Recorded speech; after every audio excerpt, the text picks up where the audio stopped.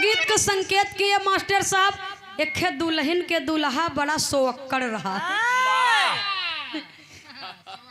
हाँ, ऐसा सोच जाए कि चाहे घरे में सेन फूट जाए ओके पता ही न लागे।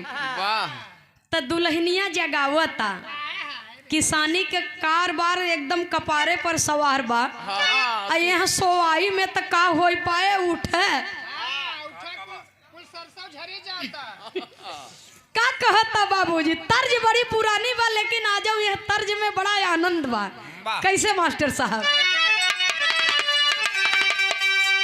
सैया जाग होई ग भोर भिन सार,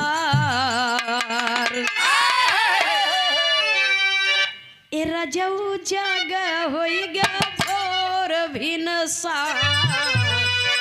कबो कबो स्वर्गीय बाबू राम कैलाश यादव जी गाया करते थे, दादा की नहीं हमसे न बने, दादा दादा ही रहे, नंदनिया नंदनिया ही रहे। लेकिन फिर भी प्रयास है, कहना है। दुल्हन कहता, ए दुल्हा जाग होई ग भोर भिन सार, रैनिया सारी बीत गई। सैया जाग होई ग भोर भिन सार, रैनिया सारी बीत गई। सैया जाग होई ग भोर भिन सार, रैनिया सारी बीत गई। सुनने वाले बाबूजी, संसार को बनाने वाला परमात्मा बहुत शक्तिशाली है। प्रकृति बहुत मजबूत होती है बाबूजी, इसका मुकाबला कोई कर नहीं सकता। इसलिए कवि को संकेत करना पड़ा, कहना है। निर्गुण निराकार से ना हो, निर्गुण निराकार से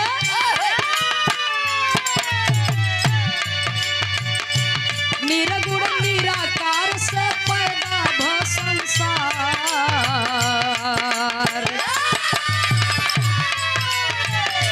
निर्गुण निराकार से पैदा भ संसार। विस्तार ऐसा लेख में मिला, निर्गुण निराकार से पैदा भ संसार।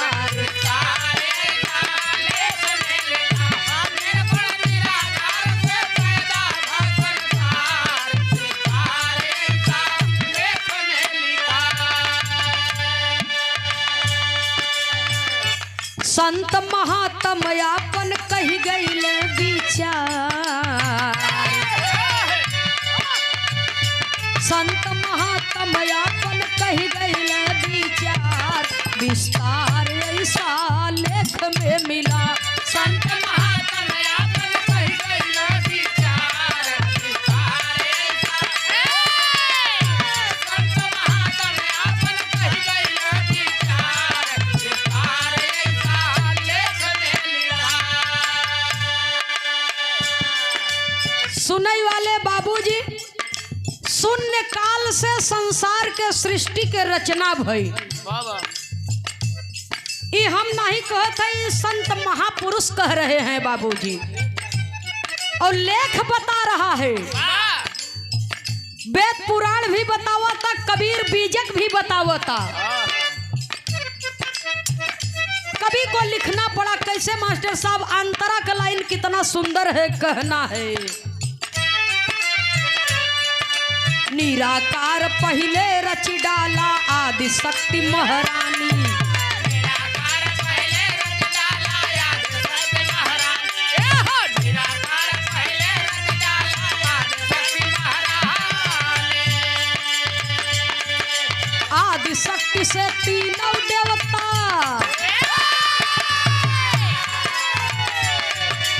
आदि शक्ति से ब्रह्मा विष्णु और हुए शिवदानी। तीनों देवता कैला सृष्टि के सुधार। विस्तार ऐसा लेख में मिला, तीनों देवता कैला सृष्टि के सुधार।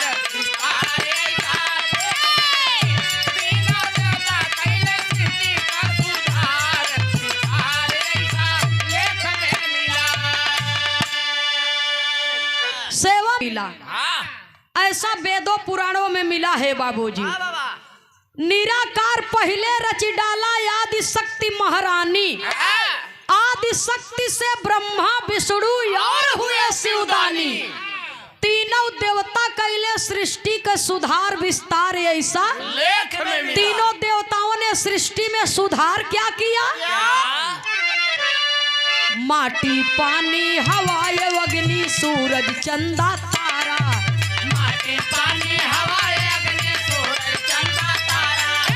माटी पानी हवा अग्नि सूरज चंदा तारा। सब में काम करत है या नहीं? सब में काम करत है या नहीं? ढंग से रंग संवारा। इनके रचना के बाना ही, इनके रचना के बाना ही वारा पार विस्तार ऐसा लेख में मिला। इनके रचना के बाना ही वारा पार विस्तार। इनके रचना के बाना ही वारा पार विस्तार ऐसा लेख में मिला। वाह प्रभु, आपकी माया अनंत है। कितना बढ़िया बाबूजी परमात्मा ये सृष्टि के रचन। माटी पानी हवा और अग्नि सूरज चंदा तारा और सब में काम करत है या नहीं? ढंग से रंग संवारा। यहाँ हम आप परेशान है कि फलाने ही जाती हैं ढेकाने ही जाती हैं, लेकिन देखिए प्रकृति ने किसी में कोई भेदभाव नहीं किया बाबूजी। वही सूर्य के रोशनी सबके लागत, सूर्य चंद्रमा में कोई अंतर नहीं किया बाबूजी। हवा आगी पानी पानी बरसता तो ये थोड़ा बा कि एक जने पंडित जी हैं तो उनके खेते में बरसे, हमारे में न बरसे। हाँ, बगले अगर हैं तो उहू में कुछ न कुछ तजाबई करे न छीटा काटी दे थी कि संसार बनाए, संसार में इंसान बनाया और इंसान के बाबूजी सबके अंदर वह पांचे तत्व का मसाला फिट बा और सबके नुकुरा कान आँखी जगह पर बा अपने। ऐसा नहीं न कि आप बहुत बड़वार है तो आपके निकुरा सामने बा और हमारे पल्ले कुछ नहीं तो हमारे निकुरा कपारे कहती बा। ये परमात्मा के बाबूजी रचना है और इसका मुकाबला करना हमारे आपके बस की बात नहीं है। अगली लाइन में कवि लिखते हैं कैसे मास्टर साहब?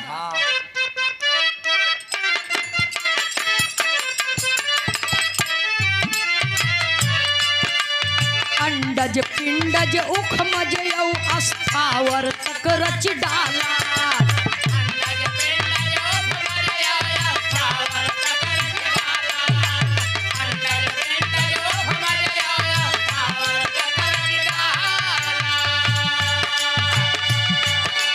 जलचर धरचर और चराचर, जलचर धलचर और चराचर धन रचैता आला। इनकर रचना जाने कौनो जानन हार विस्तार ऐसा लेख में। इनकर रचना जाने कौनो जानन हार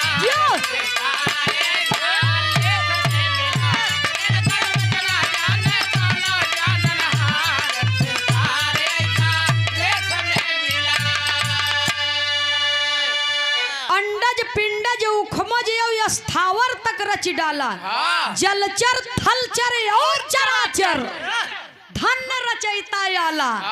इनकर रचना जाने कौनो जानन हार त जानेस के लिखा ग बाबूजी अगली लाइन में।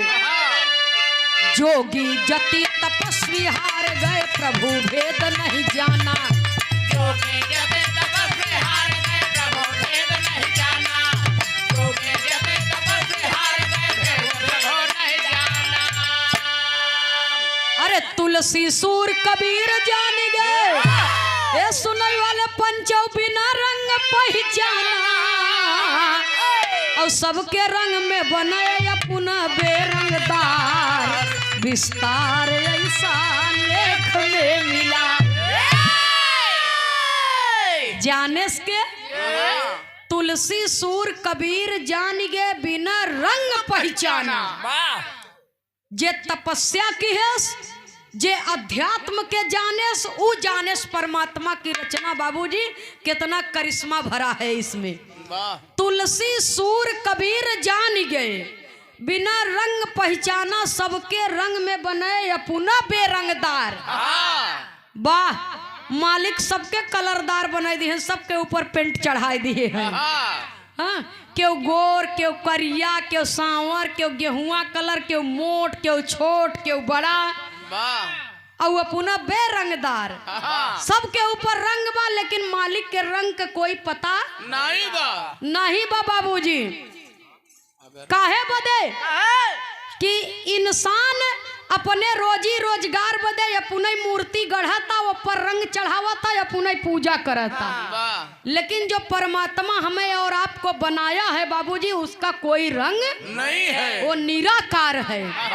अच्छा एक बात थोड़ा विचार करे वाली बात कि अगर परमात्मा ही तनिस गड़बड़ी कई दिए होते, सबके एक कई कलर, एक कई गढ़न, एक कई सकल सूरत के बनाए होते, तब चाहिए जे करे घरे में घुस जियात। का चीज नहीं पौता कि एके हैं, ये सार हैं कि बहनोई हैं। सुनने वाले श्रोता सज्जनों, इसलिए कवि को संकेत करना पड़ा। बाबूजी कहना है, जब जब पाप बढ़ा धरती पर मानुष तन धरियाए, जेकर जैसन करम धरम्बा वैसा फल उपाए। और सबसे तगड़ा बने माया का बाजार विस्तार, ऐसा लेख में मिला। अच्छा एक बात हमारे ये नहीं समझ में आवत, हमें गलत जिन समझे, हम नास्तिक नहीं है। हाँ यहाँ लिखा गया गाना कि जब जब पाप बढ़ा धरती पर मानुष तन धरियाए, और जेकर जैसन करम धर्म बा वैसे फल उपाए। हमहू कहत है, हमारे गाना में लिखा बा, और राकेश भैया यह चीज बताएन है कि स्वर्ग नरक कतौ और बा नहीं। बढ़िया काम करबा, मरे के बाद चरजने बड़ाई कह दिहन ती है स्वर्ग हो गए, और चरजने बुराई कह दिहन ती घोर नरक हो गए। जिंदगी तो खराब भवे में, मरे के बाद नामो खराब हो। तो स्वर्ग नरक जब कुल यही बा, तो जवन 80 कोस वाली बलुइया रही, हाँ ओकर था के पास जानत है, इंटरलॉकिंग वाले। हाँ भाई के पास देखो मजाक जिन समझे। हाँ एक जने ऐसे कहेन कि हुआ कराहा रखा बा, ओहमा तेल खौलावा जात है। जब वहाँ दरे जाबा तो सरिया तोहरे भीतर आर पार कर के उही में तोह भूजी, उही में तोहके भूजी। तो इसका मतलब कहीं कुछ है नहीं बाबूजी। इंसान अपने आत्मा से, अपने ज्ञान से, अपने बुद्धि से कल्पना किया, और कल्पना के द्वारा वेद पुराण लिख दिया। क्योंकि कभी नाम कल्पना, यदि हृदय में कोई सोच होती है, कोई बात होती है, तभी बाबूजी वो आगे चल करके इतिहास बनता है। तब वेदों पुराण जवन लिखा बा वो तो हमारे ना आपके बीच से लिखा बा ना, वो भी किसी इंसान ने ही लिखा है। इसका मतलब यही है बाबूजी कि कहीं कुछ है नहीं, मन की कल्पनाएं हैं, कल्पना के आधार पर ये लिख दिया गया। हमारे बात के खराब जिन मन मन से क्यों जने होया तो बुरा मत मान। गोबरे के गणेश बनवाई वाला जमाना अब छोड़ दे, गोबरे के गणेश बनाए के वो तोह पूजाई दे ही, लेकिन कगजे के पैसा बनाए के दे लगबत न ले। सुनई वाले बाबूजी, हम ज्यादा कुछ कहब न, ये बरे कि हम तो पहले ही बता दिया, धर्म हमहू जानत है और परमात्मा के हमहू मानत है। ये परमात्मा की असीम अनुकंपा है कि ई बोलता। तो गंगा जब जाबत तब दर्शन होए, जमुना जब जाबत तब दर्शन होए, मंदिर जब जाबत तब, मस्जिद जब जाबत तब, लेकिन मानव के मिलना दुर्लभ बा बाबूजी। जब तक श्वासा बा तब तक आशा बा, जो दिन श्वासा खत्म हो दिन आशा खत्म। आज बा काल ही पता नहीं बा भटका जिन वास्तविकता पर रह। सुनने वाले श्रोता सज्जनों, ये हमारा निवेदन है, आप सबसे कहना है बाबूजी।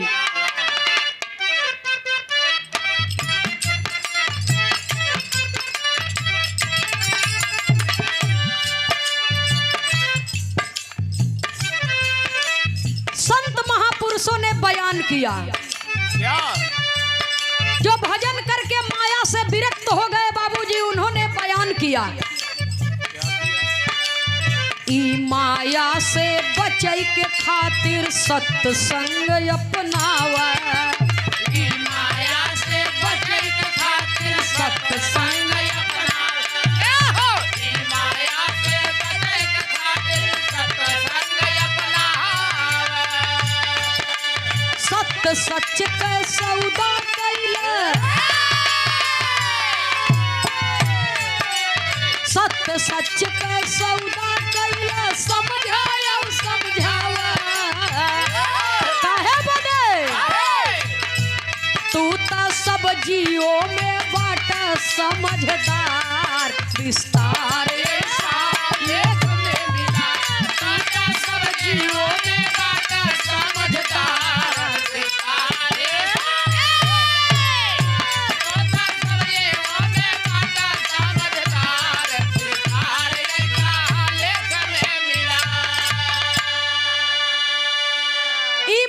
से बचे के खातिर सत्संग अपनाव, सत्य सच के सौदा कैला समझाया, इसलिए कि तू तो सब जीवों में बाटा समझदार, विस्तार ऐसा लेख में मिला। परमात्मा ने हमें बाबूजी इस शरीर बनाई बा, ये धरती पर बाबूजी अगर हम पैदा भई, हमारे पल्ले दिमाग बा, आँखी बा, जबान बा, तो सच के साथ दे के चाहे बोले के चाहे और समझदारी से काम ले के चाहे।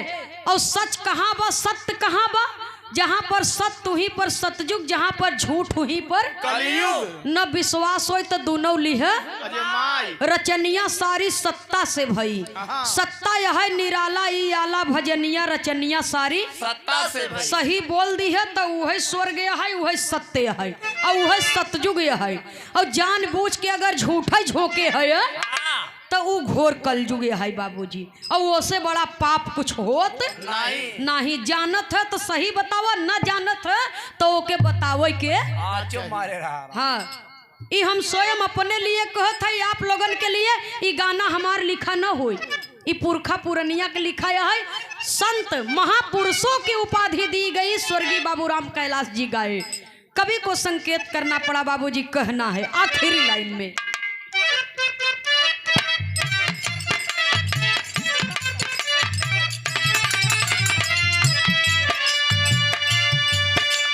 स्वामी सीताराम हित जी ले लिहले स्वर्गवास, स्वामी सीताराम हित जी ले लिहले स्वर्गवास, स्वामी सीताराम हित जी ले लिहले स्वर्गवास, आदि अंत के निर्गुण गाये, आदि अंत के निर्गुण गाई गए बाबा राम कैलाश,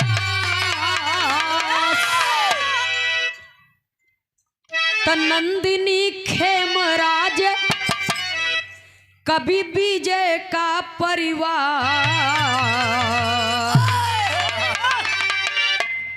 आज कभी विजय के परिवार, नंदिनी खेमराज कभी विजय के परिवार, विस्तार ऐसा लेख में मिला।